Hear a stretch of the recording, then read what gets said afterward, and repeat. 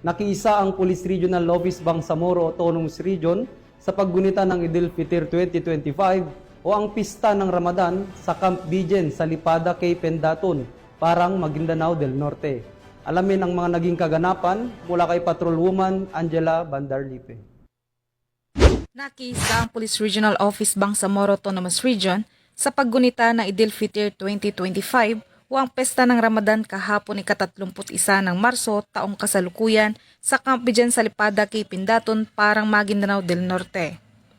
Pinangunahan ni Police Brigadier General Romeo Juan Macapas, Regional Director ng PRO BAR, at isinagawa ang sama-samang panalangin sa Pro Bar Grandstand kung saan dinaluhan ito ng mga PNP Muslim personnel, kanilang pamilya, mga kaibigan at iba pang mananampalataya. Patuloy ang PNP sa pagsusulong ng kapayapaan at pagkakaunawaan sa pamamagitan ng paggalang sa pananampalataya, kultura at tradisyon ng bawat isa. Ang pakikisa ng PRO BAR sa mga ganitong pagdiriwang ay isang patunay ng pagtutulungan at matibay na ugnayan ng pulisya at ng komunidad tungo sa isang mapayapa at nagkakaisang Bangsamoro. Mula rito sa riyon ng Bangsamoro, ako ang iyong Police News Network Correspondent, Patrolwoman Angela Bandarlipe, alagad ng batas, tagataguyod ng Balitang Pulis.